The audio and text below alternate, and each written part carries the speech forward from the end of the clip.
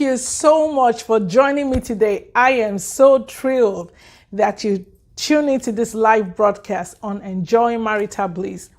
I am Judy Daniel Imagoro, and welcome. Today we're going to be talking about quickly on how to ensure you are never a candidate of divorce. And it's going to be very impactful. Please stay tuned, and I want to encourage you, share the message with your friends and your family. It will be a blessing to them. And if this is the first time on my channel, on my Facebook page, I really appreciate you watching this broadcast, and I want to encourage you, please subscribe, follow me on Facebook, and like this message, share. And as you do that, God will bless you, and you will also use this message to bless families that you know and people in your area of influence. So thank you so much for watching. Now, what are the 6 ways to ensure you are never a candidate of divorce? Number 1, choose correctly. So you don't get married before you figure out how not to go into the path of divorce. You decide that way before you get married. It's not when you get married, but way before you get married. So you have to learn to choose correctly. Now, do not marry a man or a woman other than that you have known them, you have checked that they are compatible with you, and that you're falling in love with them. Don't marry because of social status, because of money, because of anything that can change. Marry because you know this person, and you're able to live life and work life and make life meaningful with this person, that you're able to become who God have made you with this person. And this person will be a good partner, that you will also be a good partner to that person to bring out all that God have created them to be. It is when you are sure of that you make the commitment of marriage.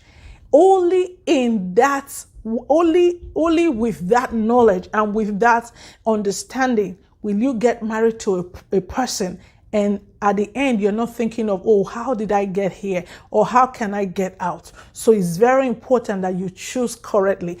That is when you decide. At that point is when you decide whether you will stay married or whether you go to the path of divorce. So it's very key. Number 2, ensure you have prayed through. Now, this is so important. Ensure you've prayed through. And when you're praying, please check your peace tank. That is how God will minister to you and speak to you if you're with the right person.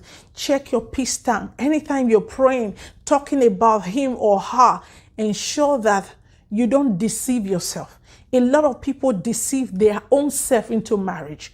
And in the end, they know, they had a prompting in their spirit. There was a knowing, but they choose to ignore it because of the wedding, because of friends, because of what people will say. Please pray through and ensure that you're hearing what God is saying, not what you are saying. Most of the cases, we decide and we want God to bless. We are not interested in what God is blessing, but we want to decide so that he bless what we choose. And that's the reason why a lot of people make mistake, not only in choosing a partner, but in a lot of things that have to do with them and that would be a blessing to them. So ensure that you pray correctly. And when you're praying, check your peace tank. It is very important. Don't think that, oh, why do I need that? If it's not working, I'll get out. Let me tell you something. What you see in the world is not the way God planned marriage. So don't use that as a yardstick. Don't use that as an example, because that's not God's way. That's not what his will is. So don't look at others. Don't look at what is going on. Look at the word. What will God want? And I want to model this institution the way God wants it. So therefore, I want to ensure I hear from him. I want to ensure that I choose correctly. So that is very key if you want to ensure that you don't end up being in the path of divorce. Number 3, why in the marriage, the way you respond and the way you react to issue is what will determine whether you end up in the path of divorce or whether you have an ever happy after in marriage. So now, every day, what you do, the way you respond, the way you react, is what will make your bond, your marriage, grow stronger or grow weaker. Every day you make these choices, the way you talk, the way you respond, the way you react, your act of kindness, your act of wickedness, the things you do, your selfishness, your selflessness, all those things you do every day is what will determine what path you end up in. So be informed about that and make sure that every day that you're adding, be conscious and say, today I want to outdo my spouse in kindness. Every day, I want to sow positively into my marriage. If that's your thought, I tell you, even your spouse don't have the power to do the opposite. Why?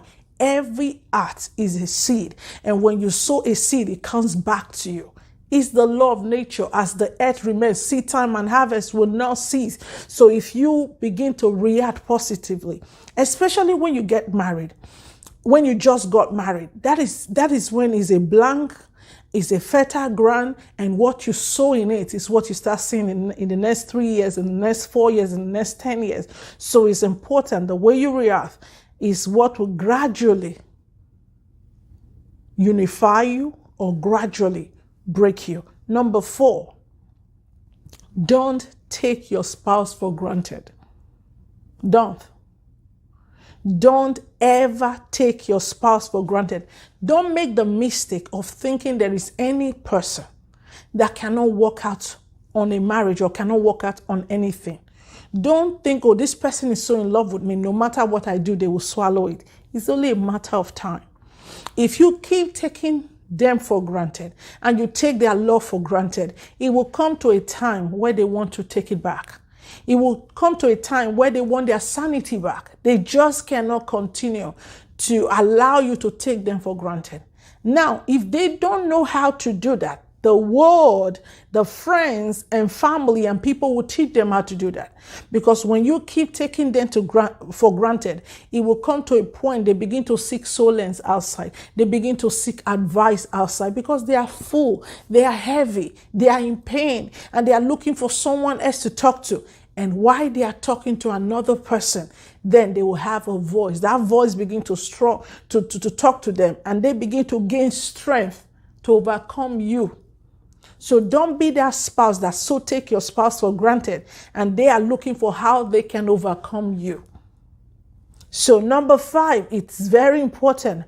Work on anything at all that your spouse keep complaining about. That is what bothers them the most. When you see your spouse is complaining always about something, that's what bothers their heart the most. Sometimes they want to keep your love. They love you so much that they don't want to stop loving you. And so they are telling you, please, I don't like this thing you're doing. I don't like this thing you're doing. Don't keep ignoring them. Work on it. Ensure that you work on it, because if you don't, that will be the thing that will wear out your family. That's what will wear out your marriage. That's what will wear out the love. So please ensure that you work on things that your spouse is complaining about constantly. And now, finally, number 6, this is where I'm stopping today. Ensure that you keep the information of your marriage. If you don't want to go to the path of divorce, ensure that you keep the information of your marriage within your married wall. I have seen as a counselor that most people who go about talking about what is happening in their family, they never have a good marriage. Why? There will be an introduction of so many voices in their home. People begin to help them to look at their spouses. There are some things that you understand your spouse and he will behave in a certain way. You understand that they don't really mean it that way. Though they behave that way, but they don't mean it that way because you've lived with them. You understand them. If you begin to bring those things and tell another person who does not understand the other part of your spouse, they will keep pointing out something to you. Over time, you will believe in that thing they are pointing out to you. So I've seen any person who does not keep the information of their marriage in their married wall, it's only a matter of time. they will have bad marriage that will lead to divorce, or a lot of, even if they are not divorced, they'll be married inside the marriage to appear, it will appear as though they are not married, because the voices of other people that are coming in have created a war between them, and they are no longer able to come together. So if you don't want to go to the root of divorce, make sure you keep the information in your home, within your home, except it's a matter of life and death. If it's a matter of life and death, then you seek appropriate help. Not just telling people who are not trained, who does not know what marriage is, or who does not know how to handle the things you're going through. Look for appropriate help. People who are trained, people who have track record, that have helped other people before. Be diligent, because this is your marriage. Be diligent on who to talk to, and then you will be able to find help. But if you are watching me today and you take the 6 points and 6 secrets, and you make sure that you don't miss any of this, it's impossible for you to see yourself in divorce, because you're not taking your spouse for granted. You're working on the things that they complain about. You're keeping your information within the marriage wall. And most importantly, you chose your spouse correctly. And because you took care of those foundations, you will not have the problem that every other person is having. I want to thank you so much for taking the time to watch this message to the end of it. And thank you for watching. Please share with your friends and your family. And as you do that, you will be a blessing to them, and God will bless you for partnering with me. I will see you again next Saturday, 9 a.m. New York time. I'm live every 9 a.m. New York time on Saturdays on Enjoying Marital Bliss. Please join me live. I want to see your comments, your like, and your contribution. I could teach on your questions. So please ensure that you join me live and you share this message with your friends and your family. And thank you once again. Bye-bye.